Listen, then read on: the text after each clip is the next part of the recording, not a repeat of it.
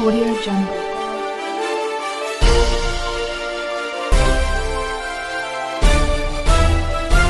Audio Jungle.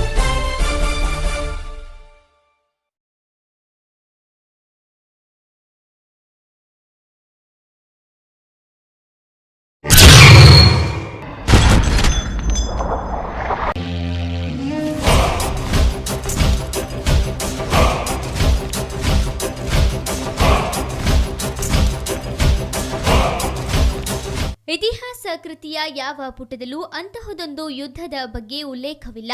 ಶೋಷಿತರು ಶೋಷಕ ಶಕ್ತಿಗಳ ವಿರುದ್ಧ ಸಾರಿದ ಯುದ್ಧ ಕೋರೆಗಾಂವ್ ಯುದ್ಧ. ಅದು ಭೀಮಾ ತೀರದಲ್ಲಿ ನಡೆದಿದ್ದರಿಂದ ಅದು ಇತಿಹಾಸದಲ್ಲಿ ಭೀಮಾ ಕೋರೆಗಾಂವ್ ಯುದ್ಧವೆಂದೇ ಪ್ರಸಿದ್ಧವಾಗಿದೆ.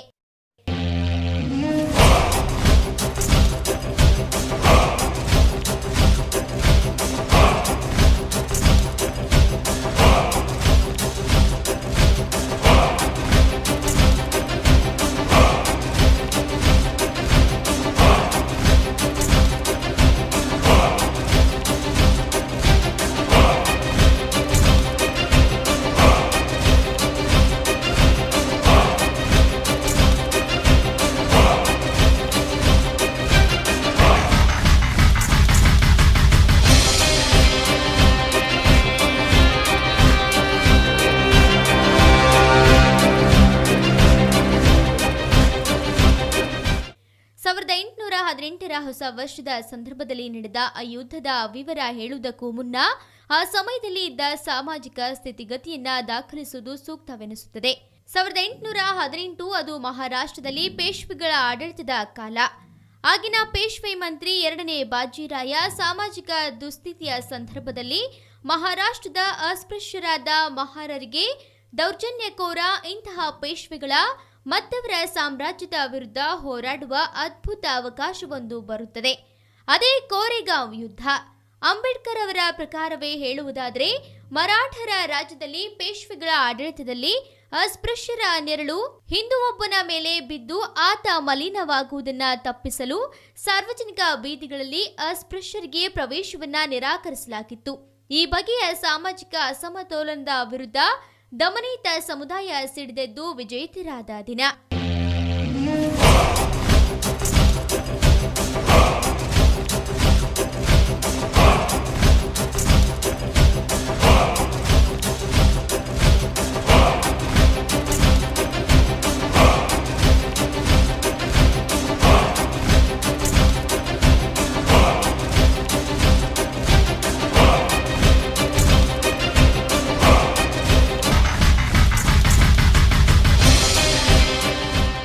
ಅಸ್ಪೃಶ್ಯನೊಬ್ಬನನ್ನ ಹಿಂದುವೊಬ್ಬ ಮುಟ್ಟಿ ಆತ ಮಲಿನಗೊಳ್ಳುವುದನ್ನ ತಪ್ಪಿಸಲು ಅಸ್ಪೃಶ್ಯನು ತನ್ನ ಕುತ್ತಿಗೆಗೆ ಅಥವಾ ಮುಂಗೆಗೆ ಕಪ್ಪು ದಾರವೊಂದನ್ನ ಕಟ್ಟಿಕೊಳ್ಳುವುದು ಆ ದಿನಗಳಲ್ಲಿ ಕಡ್ಡಾಯವಾಗಿತ್ತು.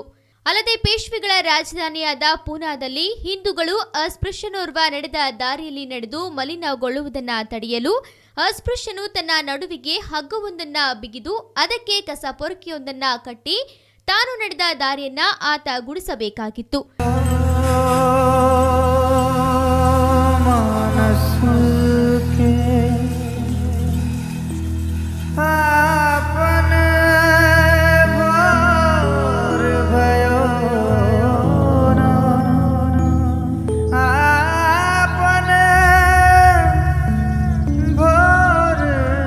ಅದಲ್ಲದೆ ಅದೇ ಪೂನಾ ನಗರದಲ್ಲಿ ಅಕಸ್ಮಾತ್ ಅಸ್ಪೃಶ್ಯನೊಬ್ಬ ದಾರಿಯಲ್ಲಿ ಉಗಿದು ಆ ಹೂಗಳನ್ನ ಹಿಂದುವೊಬ್ಬ ತುಳಿದು ಆತ ಮಲಿನವಾಗುವುದನ್ನ ತಪ್ಪಿಸಲು ಅಸ್ಪೃಶ್ಯ ತನ್ನ ಕೊರಳಿಗೆ ಮಣ್ಣಿನ ಮಡಿಕೆಯೊಂದನ್ನ ನೇತು ಹಾಕಿಕೊಳ್ಳಬೇಕಾಗುತ್ತಿತ್ತು.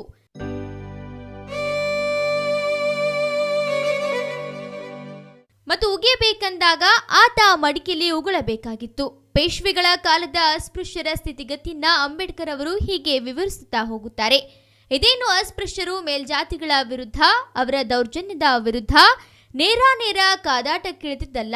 ಆದರೆ ಯಾವ ಜಾತಿ ವರ್ಣ ವ್ಯವಸ್ಥೆಯಲ್ಲಿ ಶಸ್ತ್ರ ಹಿಡಿಯುವುದು ಇಂತಹ ಜಾತಿ ವರ್ಣಕ್ಕೆಂದು ಮೀಸಲಾಗಿತ್ತೋ ಅಂತಹ ಶ್ರೇಣೀಕೃತ ಜಾತಿ ವ್ಯವಸ್ಥೆಯ ಸಮಯದಲ್ಲಿ ಬ್ರಿಟಿಷರ ಪರವಾಗಿ ಅವರ ಸೇನೆಯಲ್ಲಿ ಸೈನಿಕರಾಗಿಯಷ್ಟೇ ಅಸ್ಪೃಶ್ಯ ಮಹಾರರು ಕಾದಾಡಿದ್ದು.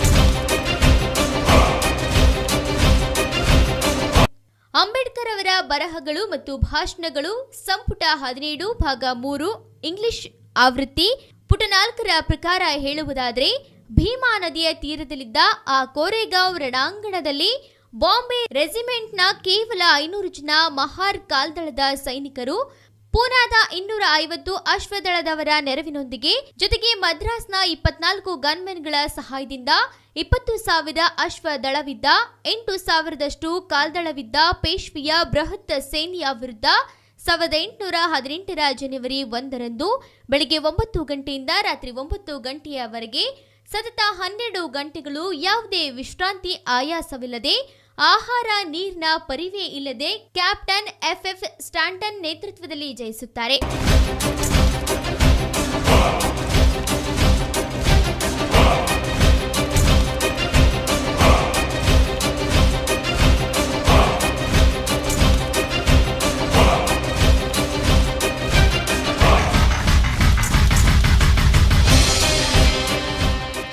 ಈ ಯುದ್ಧದಲ್ಲಿ ಜಯ ತಂದುಕೊಟ್ಟ ಮಡಿದ 12 ಮಹಾರ ಸೈನಿಕರ ಸ್ಮರಣಾರ್ಥ ಕೋರೆಗಾಂವ್ನಲ್ಲಿ ಮಹಾರ ಸೈನಿಕರು ಪ್ರಥಮ ಗುಂಡು ಸಿಡಿಸಿದ ಸ್ಥಳದಲ್ಲಿ 65 ಅಡಿ ಎತ್ತರದ ಒಂದು ಶಿಲಾ ಸ್ಮಾರಕ ಕೂಡ 1821 ಮಾರ್ಚ್ 26ರಂದು ನಿರ್ಮಾಣಗೊಳ್ಳುತ್ತದೆ. ಹಾಗೂ ಆ ಸ್ಮಾರಕದಲ್ಲಿ ಮಡಿದ 22 ಸೈನಿಕರ ಜೊತೆಗೆ ಗಾಯಗೊಂಡವರ ಹೆಸರನ್ನ ಕೆತ್ತಿಸಲಾಗುತ್ತದೆ. ಇತಿಹಾಸ ಮರೆತವರು ಇತಿಹಾಸ ಸೃಷ್ಟಿಸಲಾರದು ಎಂದು ಹೇಳಿದ ಬಾಬಾ ಸಾಹೇಬ್ ಡಾಕ್ಟರ್ ಅಂಬೇಡ್ಕರ್ ಅವರಿಗೆ ತನ್ನ ಜನರ ಇಂತಹ ಅದ್ಭುತ ಐತಿಹಾಸಿಕ ಜಯದ ಬಗ್ಗೆ ಬಹಳ ಹೆಮ್ಮೆ ಇತ್ತು. ಆ ಕಾರಣಕ್ಕಾಗಿ ಕೋರೆಗಾಂವ್ನಲ್ಲಿನ ಮಹಾರ ಸೈನಿಕರ ಈ ಸ್ಮಾರಕಕ್ಕೆ ಅಂಬೇಡ್ಕರ್ ಅವರು ಪ್ರತಿ ವರ್ಷ ಸಹಕುಟುಂಬ ಸಮೇತರಾಗಿ ಭೇಟಿ ನೀಡುತ್ತಿದ್ದರು. ಅಲ್ಲದೆ ಅಗಲಿದ ಯೋಧರಿಗೆ ಬಾಬಾ ಸಾಹೇಬರು ತಮ್ಮ ಅಭೂತಪೂರ್ವ ನಮನ ಸಲ್ಲಿಸುತ್ತಿದ್ದರು. ಅಂಬೇಡ್ಕರ್ ಅವರಿಗೆ ತಿಳಿದಿತ್ತು, ಕೋರೆಗಾಂವ್ನಲ್ಲಿ ಮಹಾರ ಸೈನಿಕರು ಹೋರಾಡಿದ್ದು ಒಂದು ಸಾಮ್ರಾಜ್ಯದ ವಿರುದ್ಧವಲ್ಲ, ವ್ಯವಸ್ಥೆಯ ವಿರುದ್ಧ.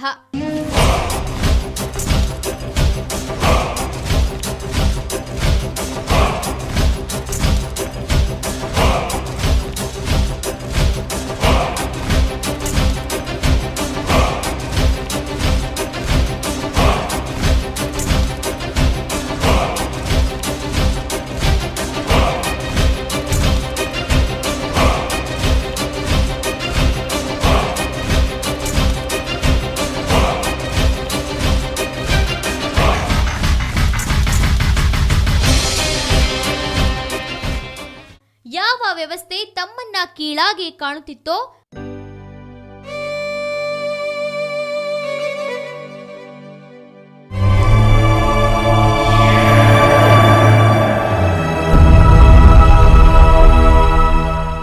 ಪ್ರಾಣಿಗಳಿಂದ ಹೀನಾಯವಾಗಿ ನಡೆಸಿಕೊಳ್ಳುತ್ತಿತ್ತೋ ಅಂತಹ ದೌರ್ಜನ್ಯಕೋರ ಸಂಸ್ಕೃತಿಯ ವಿರುದ್ಧ ಎಂಬುದು ಒಂದು ವೇಳೆ ಕೋರೆಗಾಂವ್ ಯುದ್ಧ ನಡೆಯದಿದ್ದರೆ ಪೇಶ್ವೆಗಳ ಅಟ್ಟಹಾಸ ಮತ್ತೆ ಮುಂದುವರಿಯುತ್ತಿತ್ತು.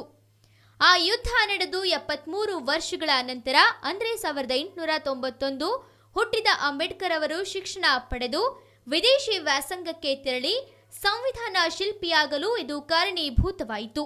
ಈ ನಿಟ್ಟಿನಲ್ಲಿ ಕೋರೆಗಾಂವ್ ಯುದ್ಧ ಅಸ್ಪೃಶ್ಯರ ಹೋರಾಟದ ಇತಿಹಾಸದಲ್ಲಿ ಒಂದು ಅಪರೂಪದ ಮೈಲುಗಲ್ಲಾಗಿ ಉಳಿಯುತ್ತದೆ. ಹಾಗೆಯೇ ಸ್ಫೂರ್ತಿಯ ಸಂಕೇತವೂ ಅದಾಗುತ್ತದೆ.